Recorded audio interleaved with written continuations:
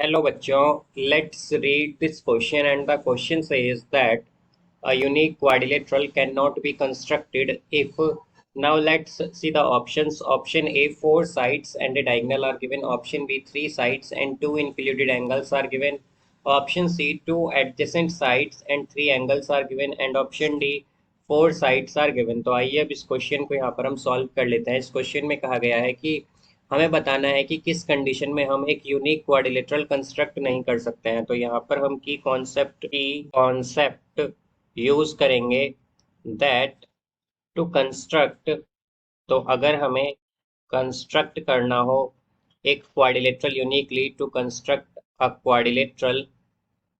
Quadrilateral uniquely, अगर हमें एक यूनिकली क्वाड्रिलेटरल कंस्ट्रक्ट करना है तो उसके लिए हमें at least we need at least at least 5 measurement. तो हमें क्या चाहिए होते हैं? एटलीस्ट 5 मेजरमेंट चाहिए होता है क्वाड्रिलेटरल के। तो यहाँ से अब अगर हम देखें तो ऑप्शन ए में हमें क्या गिवन है? ऑप्शन ए में अगर हम देखें तो हमें फोर साइड्स और एक डायगोनल गिवन है। तो हमें क्या है given? Four sides and one diagonal. तो इसका मतलब क्या हो गया? हमारे पास टोटल कितने मेजरमेंट गिवन है यहाँ पर? यहाँ पर हमारे पास 5 मेजरमेंट हो गए। तो अगर हमारे पास 5 मेजरमेंट है तो हम क्या कह सकते हैं कि हम जो क्वाड्रिलेटरल है उसे यूनिकली कंस्ट्रक्ट कर सकते हैं, बिकॉज हमारे पास 5 मेजरमेंट यहाँ पर गिवन है, फोर साइड और वन डायगोनल। इसलिए ऑप्शन ए हमारा क्या हो जाता है कि इसमें हम क्वाड्रिलेटरल यूनिकली कंस्ट्रक्ट कर लेंगे। अब इसी तरह अगर ऑप्शन बी देखें, ऑप्शन बी में क्या कहा गया है कि three sides and two included angles are given.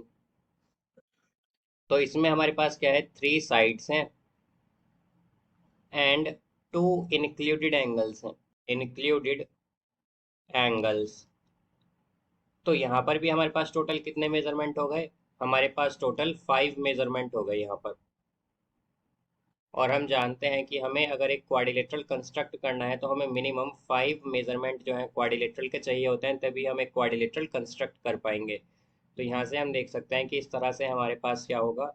Basically अगर हमारे पास एक क्वाड्रिलेटरल है, ये अगर हम मान लें कि अगर इस तरह से हमारे पास एक क्वाड्रिलेटरल है पी क्यू आर एस, तो इसमें इंक्लूडेड एंगल्स का मतलब क्या होता है कि अगर हम बात करें कि हमारे पास अगर साइड है, अगर हमें पी एस, पी क्यू और आर क्यू गिवन है तो इन तीन साइड के इंक्लूडेड एंगल्स क्या होंगे हमारे पास? तो हम देख सकते हैं यहाँ पर इंक्लूडेड एंगल हो जाएंगे हमारे पास एंगल पी और एंगल क्यू। ये कैसे एंगल हो गए?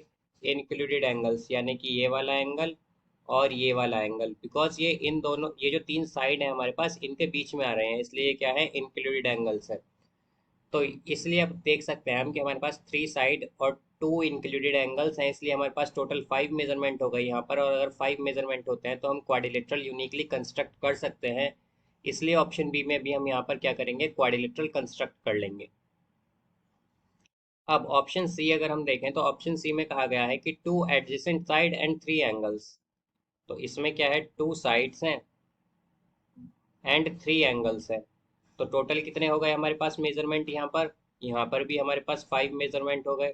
और हम जानते हैं कि क्वाड्रिलेटरल को अगर यूनिकली कंस्ट्रक्ट करना हो तो उसके लिए हमें 5 मेजरमेंट चाहिए होते हैं। तो इस कंडीशन में भी हम क्या कर सकते हैं? क्वाड्रिलेटरल कंस्ट्रक्ट कर सकते हैं यूनिकली, बिकॉज यहाँ पर हमारे पास 5 मेजरमेंट गिवन है। अब यहाँ से अगर हम देखें तो ऑप्शन डी में हमें केवल क्या गिवन है? फोर साइड गिवन है। बट ऑप्शन डी में क्या है? Four side. तो हम जानते हैं कि अगर हमारे पास केवल फोर साइड्स होंगे तो हम क्वाड्रिलेटरल को यूनिकली कंस्ट्रक्ट नहीं कर पाएंगे, बिकॉज हमारे पास मिनिमम या एट लीस्ट 5 मेजरमेंट तो होने चाहिए कि अगर हमें क्वाड्रिलेटरल यूनिकली कंस्ट्रक्ट करना है तो बट यहाँ पर हमारे पास क्या है? चार साइड है, यानी कि फोर साइड्स ही हैं, तो इसमें हम क्वाड्रिलेटरल को कंस्ट्रक्ट नहीं कर पाएंगे यूनिकली। तो इसलिए ऑप्शन डी क्या हो जाएगा हमारे पास? इसका आंसर हो जाएगा, बिकॉज हमसे यही पूछा गया था कि किस कंडीशन में हम क्वाड्रिलेटरल को यूनिकली कंस्ट्रक्ट नहीं कर सकते हैं। तो वो होगा जब हमारे पास फोर साइड गिवन होंगी। तो इसका करेक्ट आंसर है option D. So I hope you understood it well. Best of luck. Thank you.